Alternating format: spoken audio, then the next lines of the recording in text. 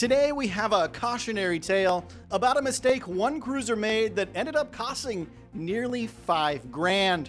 And it could happen to you. Did somebody say travel insurance? Plus, Royal Caribbean is pulling out all the stops, breaking sales records, and breaking some hearts up in Alaska as they're pulling a fan-favorite cruise port off of their itineraries for the season. And we've got one Carnival cruise ship making her U.S. debut, Cunard's ship touching the water for the first time, and Disney rolling out new key cards collectibles. There's a whole lot going on, and we better get on it. Let's roll the intro.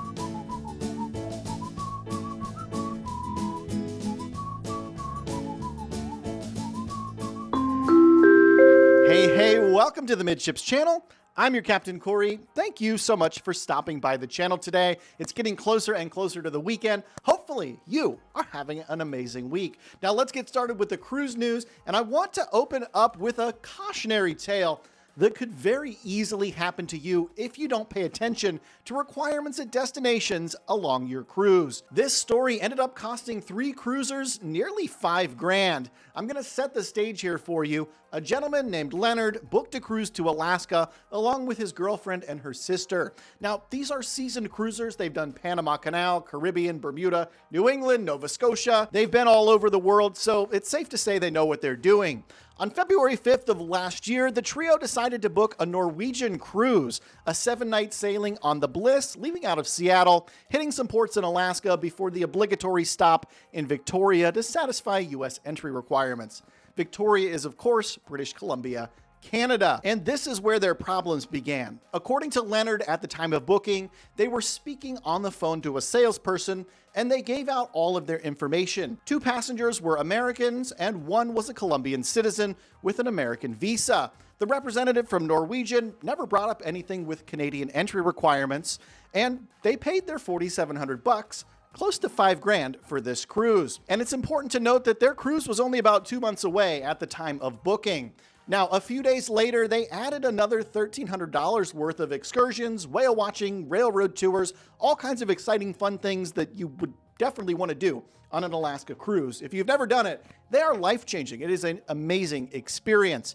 Anyways, a few days after booking, they realized the Colombian citizen of the group might need to have a Canadian visa prearranged in advance of the cruise. So Leonard decided he would step in and help out by calling Norwegian themselves to ask about the whole visa situation.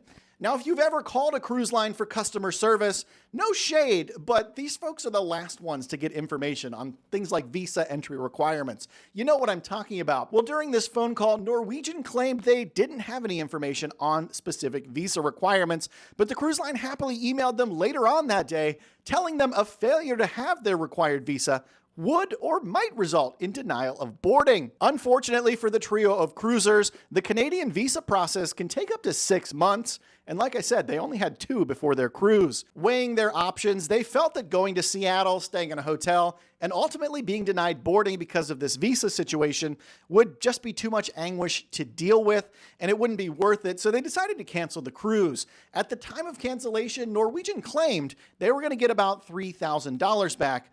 But then they followed that claim up with some new terms and conditions saying that, no, there's actually no refund. You're getting nothing back because you canceled within 25 days of cruising. Now, this is a cautionary tale, and this type of problem could happen to any citizen of any country. In fact, if you're a U.S. citizen, it wouldn't be a bad idea to head to the State Department's website. It's one of the best resources for you to find out what's required of you when you travel to specific other countries. Now, most cruise lines are pretty on top of situations like this. It's unfortunate that this ended up happening to these 3 cruisers. It was sort of a perfect storm of last-minute booking, expensive cruise, and a less than normal citizenship situation going on with everybody, people coming from different countries, visas, all kinds of things. All said and done, though, Norwegian, to their credit, did do the right thing partially by refunding $2,900. So, you know, they got something back. It's definitely not the $4,700 they paid, but at least now they have enough money to book a Carnival cruise in Alaska this year.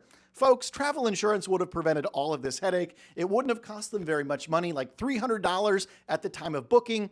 And when you're booking a cruise like this with so many zeros, a few $100s, yeah, that's a big difference when you're talking about the kind of money that can pay a mortgage for a month or 2.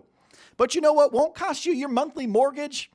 Anything that you buy in the Midships Amazon store. In there, you can find tons of amazing cruise t-shirts designed by me, Cruise Essentials. It's the best way to support this channel while getting something amazing for yourself. There's a link in the description down below if you want more info. Now, my loyal to royal folks, this next one is for you. The cruise line is on the come up, and earlier today, they announced better than expected first quarter growth numbers with revenues totaling nearly $3 billion. This cruise line, like I said, is looking up. They got big things on the horizon, the icon of the seas, nearing completion here pretty soon. It's looking very good for Royal Caribbean.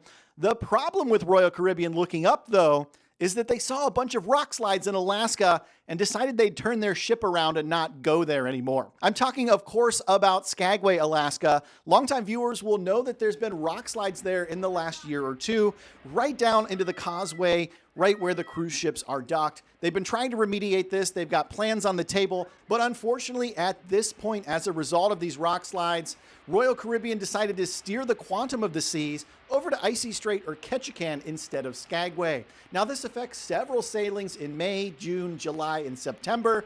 If you sail in any of those months, you might want to check your email or your cruise planner.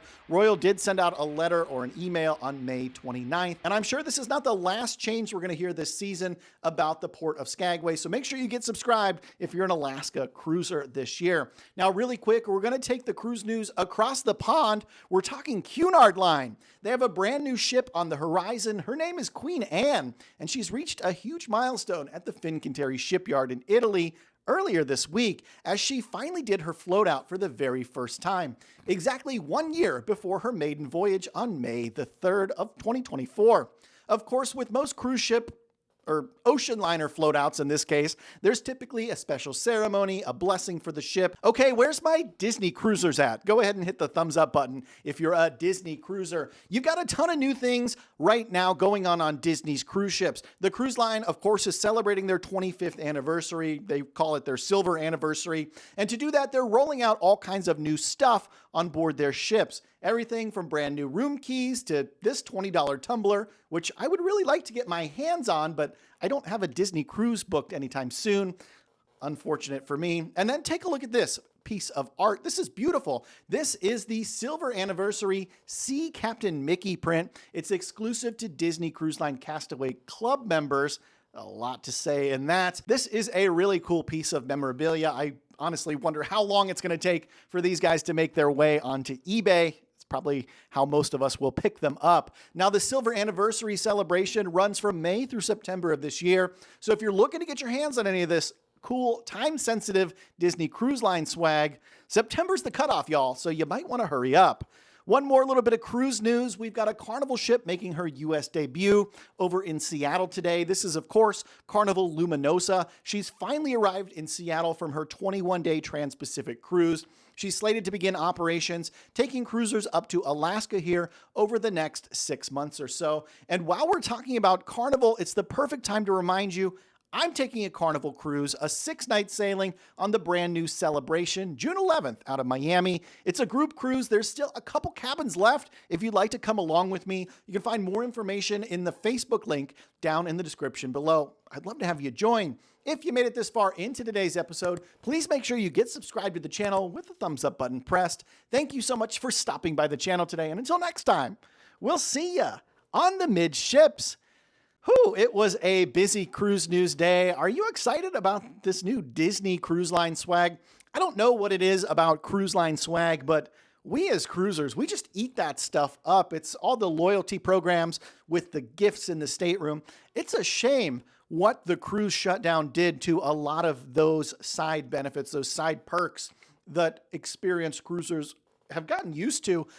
I know a lot of these cruise lines are really cutting back. MSC's even cutting back. Carnival, you know what? Hopefully in a few years' time, all of those fun little extra perks will just be sort of back to normal. Everything that you expect is waiting there for you when you get to your cabin. You don't got to go seek it out and hunt for it at certain places throughout the ship. Hey, thanks for stopping by. We will see you tomorrow.